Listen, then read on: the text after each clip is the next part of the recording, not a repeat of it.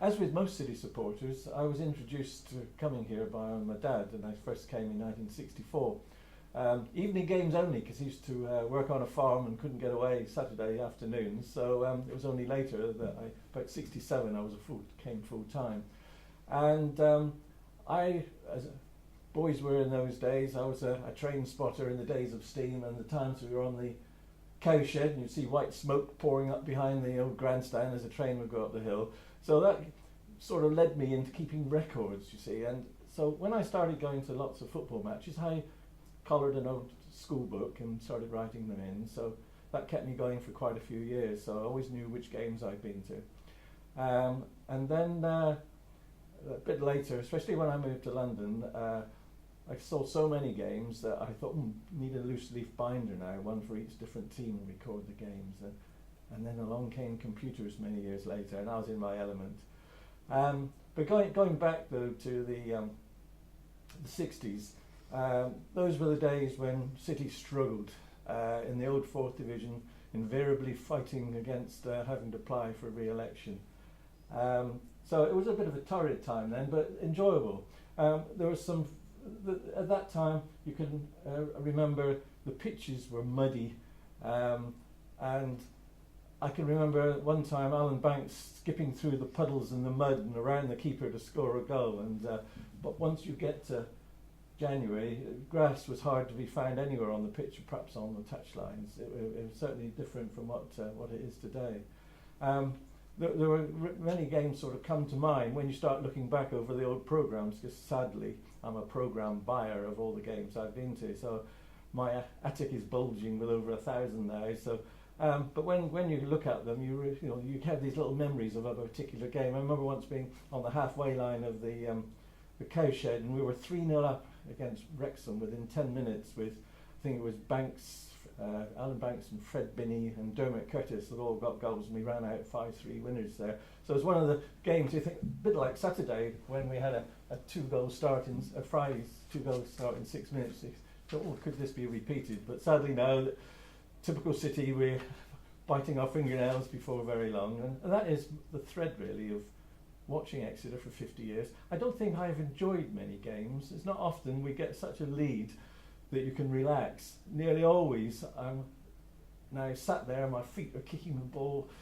trying to think, can we hold out yet again, whatever. So it's very stressful, experience watching City.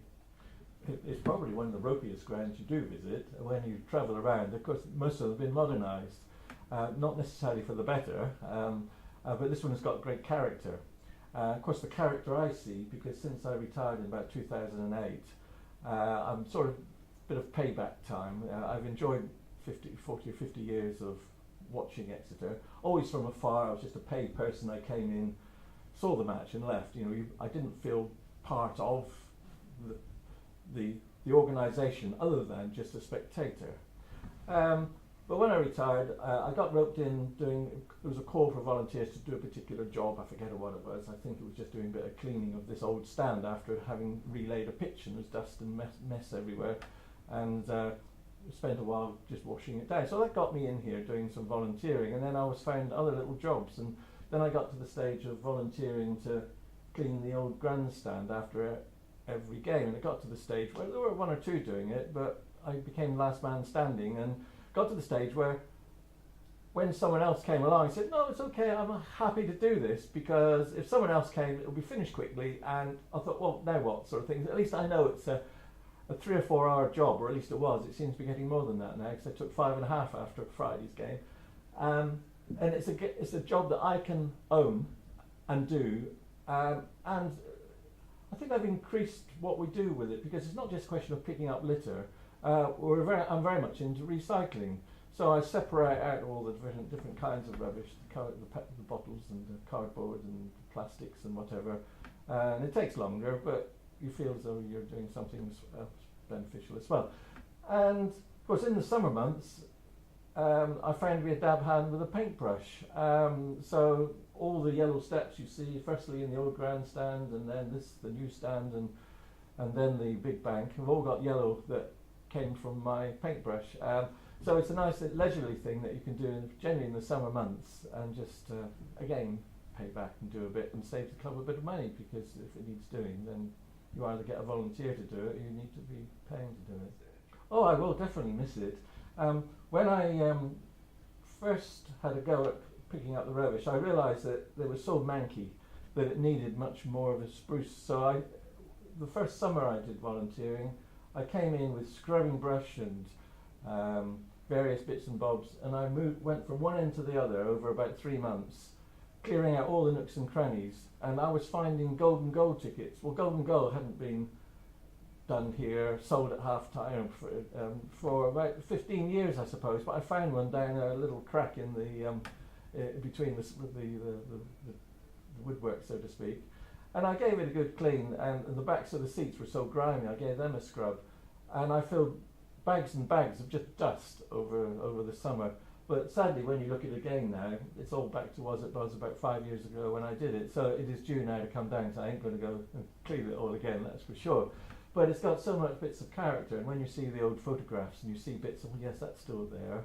There's various bits of the backings, etc., the sides, and although there's lots of improvements have been carried out over the years. I remember Boxing Day, I think in the late 60s, kind of the only time, well, a couple of times I've been there, but it was the very first time I sat in the old grandstand. There was a 0-0 draw on Boxing Day against Newport County, and I remember my dad came along, one of the last games he probably saw, and it used to be sort of bench seating in front of the stands, so it's what they call the enclosure, so you could pay a shilling extra or something and go and sit there, and you'd have a perspective of the game. But nearly all my viewing was from the old was the cowshed. Sadly, the year that was changed, I was behind the goal, and I don't like the perspective of that, so I hastily came back when they reopened this one. I've been a season ticket here ever since. So. What was the cowshed like?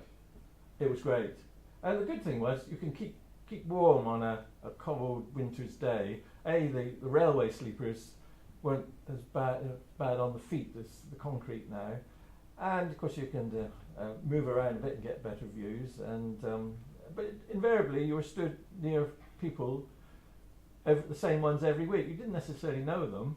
You acknowledged each other, and you would realise that everyone was roughly in their same place. And over the years, you still recognise the people. Oh yes, I remember it from cowshed days. Because of course, when it changed, then you lost contact with lots of people because they all migrated to different parts of the stadium, so to speak.